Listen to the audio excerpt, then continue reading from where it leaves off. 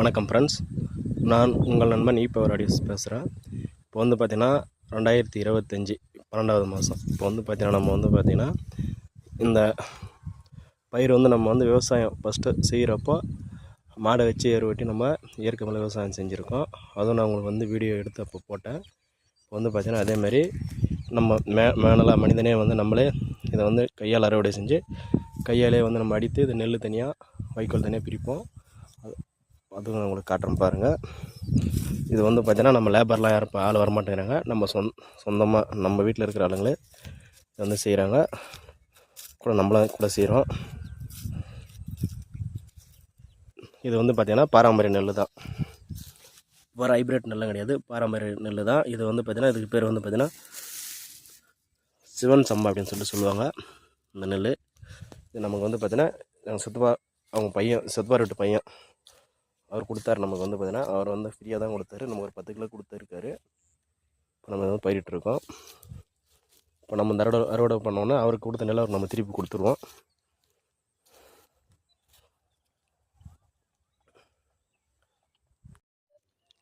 இன்றைக்கி வந்து பார்த்திங்கன்னா நம்ம வந்து கட்டு கட்டிகிட்டு இருக்கோம். லேபர்ஸ்லாம் இல்லை, நம்ம எங்கள் வீட்டு ஃபேமிலி ஆளுங்க மட்டும்தான்.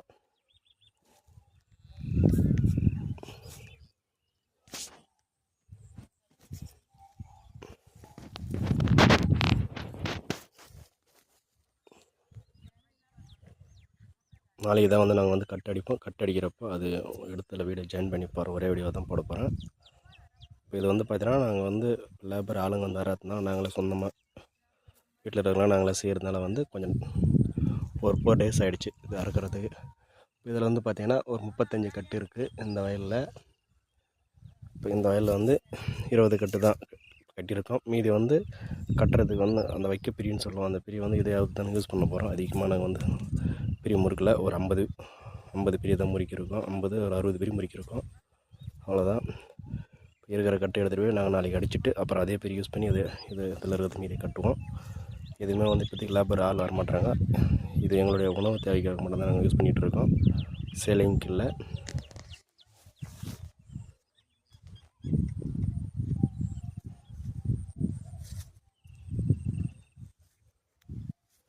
இப்போ வந்து நம்ம பார்த்திங்கன்னா பாரம்பரிய முறையில் தான் வந்து செஞ்சுட்டு இருக்கோம். இதுவும் நல்லா மேன் ஒர்க்காகவே நம்மகிட்ட வந்து பார்த்திங்கன்னா நெல் இருக்கிறது சொந்தமாக இருக்குது.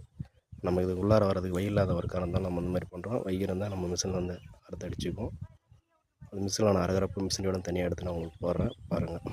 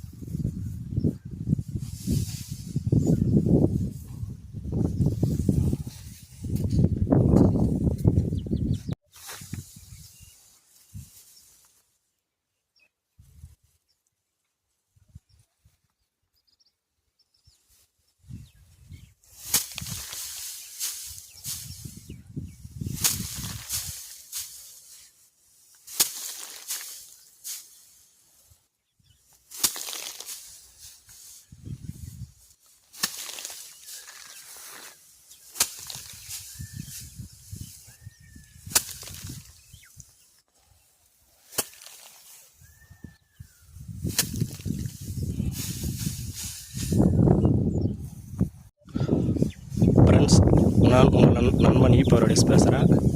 இப்போ வந்து பார்த்தீங்கன்னா நம்மளது சொந்தமாக நெல் அறுக்கிற மிஷின் இருக்குது, இயந்திரம் இருக்குது. இருந்தும் நம்ம வந்து இது ஏன் இப்படி செய்கிறோம் அப்படின்னா, நமக்கு இப்போதைக்கு வந்து உள்ளார வர்றதுக்கு வழி இல்லை. வேறு ஒரு நிலம் வேறு ஒரு நிலம் ஓரம் இருக்குது. ஒரு நிலத்துக்கு எடுத்தாலும் நம்மளது இருக்குது, கொஞ்சம் தூரம் தான். இருந்தாலும் அவங்க பயிர் வச்சுட்டாங்க, கரம்பாக இல்லாததுனால இப்போ நம்ம அந்த மாதிரி செஞ்சிட்ருக்கோம். இது வந்து பார்த்திங்கன்னா அப்போ நம்ம முன்னோர்கள் செஞ்ச பாரம்பரிய முறை இப்படி தான். நெல் அடித்து அடித்து இந்தமாரி மாடுகளை வைத்து இதுக்கு வந்து புனை ஓட்டுறதுன்னு சொல்லுவாங்க. இப்போ நம்ம சேர்ந்து புனை ஓட்டி வைக்கல் வைக்கல் இருக்கிற நெல் எடுப்போம். அது எவ்வளோ வரும்னா ஒரு 1/2 மூட்டை நெல் வரும். இதுக்கு வந்து பார்த்திங்கன்னா ஒரு 5 மணி நேரம் 6 மணி நேரம் ஒர்க் பண்ணணும் அந்த 1/2 மூட்டை நெல்லுக்கு.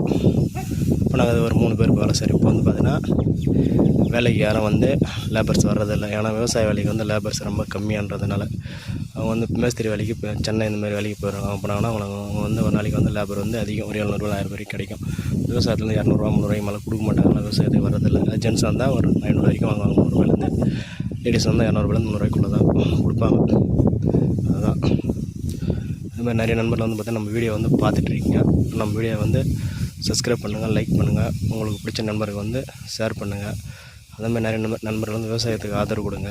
அதேமாதிரி கம்பெனிக்காரங்க வந்து கம்பெனியில் வந்து அவங்க உக்காந்துட்டு சாப்பிட்றாங்க. அதுமாதிரி நம்ம விவசாயம் பண்ணுறோம், அதுமாதிரி சாப்பிட முடியாது. ஏன்னா உழைப்புக்கு ஏற்ற ஊதியம் இல்லை. இருந்தாலும் நம்ம வந்து இந்த தொழிலை செய்கிறது விடுறதில்லை. நஷ்டம் வந்தாலும் லாபம் வந்தாலும் விவசாயம் வந்து அந்த தொழிலை செஞ்சுட்டு தான் இருப்பாங்க. வீடியோ பார்த்த அனைத்து நண்பர்களுக்கும் நன்றி.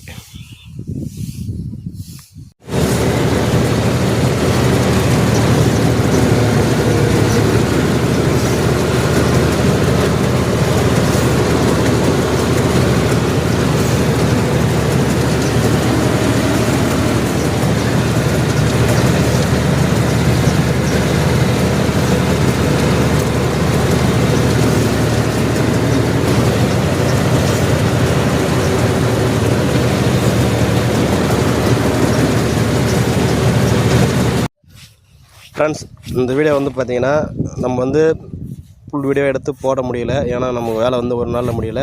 அதனால் வந்து கொஞ்சம் பிட்டாக தான் ஜாயின் பண்ணி போட்டிருப்பேன். நெல் வந்து பார்த்திங்கன்னா இப்படி தான் கோலமாக குப்பமாக தான் இருக்கும். நம்ம அடிக்கிறப்போ அதை வந்து பார்த்திங்கன்னா எப்போ காற்று அடிக்கும்னு சொல்லிட்டு அந்த காற்று அடிக்கிற நேரம் வரைக்கும் நம்ம வந்து வெயிட் பண்ணணும். காற்று வரப்போ தான் தூற்ற முடியும். ஒரு விவசாயம் வந்து பார்த்திங்கன்னா இப்படி தான் ஒர்க் பண்ணி நெல் எடுக்கிறாங்க. இயந்திரங்கள் மூலிமா செய்கிறப்போ அது வேலை ஈஸியாக தான் இருக்கும். எல்லா இடத்துக்கும் இயந்திரம் வச்சு நம்ம செய்ய முடியாது. இந்தமாரி கம்பெனியில் வேலை செய்கிறவங்களோ ஒரு அரசு அதிகாரிகளை வந்து பார்த்திங்கன்னா அவர்கள் வந்து பார்த்திங்கன்னா ஈஸியாக அவர்கள் வந்து உணவு கிடைச்சிடுது. ஆனால் அந்த உணவு வந்து வர வைக்கிறதுக்கு ஒரு விவசாயி வந்து எவ்வளோ சிரமப்படுறாங்க, எவ்வளோ கடினமாக வைக்கிறாங்கன்றது இந்த வீடியோவை பார்த்து தெரிஞ்சுங்க. அதேமாரி வந்து பார்த்திங்கன்னா ஒரு விவசாயி இருக்காங்கன்னா விவசாயிக்கு வந்து மரியாதை கொடுங்க. விவசாயி வந்து பெருசான வருமானம் வராது. இந்த மாதிரி விவசாயியை பார்த்து ஒரு பிரகாரமாக நினைக்கிறது. விவசாயியை ட்ரெஸ் பண்ணியிருக்கணும். ஏன்னா அவங்க செய்கிற வேலைக்கு அப்படி தான் ட்ரெஸ் பண்ணி செய்ய முடியும். ஒரு கம்பெனியில் வேலை செய்கிறாங்கன்னா அவங்க நீட்டாக போய் நீட்டாக வேலை. ஒரு விவசாயத்தில் வந்து நீட்டாக போய் நீட்டாக செய்யணும், அது செய்ய முடியாது. ஏன்னா விவசாயம் அப்படி தான். விவசாயத்தில் வந்து ரொம்ப கடினமாக கஷ்டப்பட்டால் தான் ஒரு விவசாய நெல் வந்து அறுவடை பண்ணி அதை அடித்து நெல் அரிசி ஆக்கி பிறகு உங்களுக்கு ஈஸியாக கிடைச்சிருந்தாலும் அந்த நெல் அரிசி ஆகிறது எவ்வளோ கடினமாக கஷ்டப்படுறாங்கன்னு தெரிஞ்சுங்க.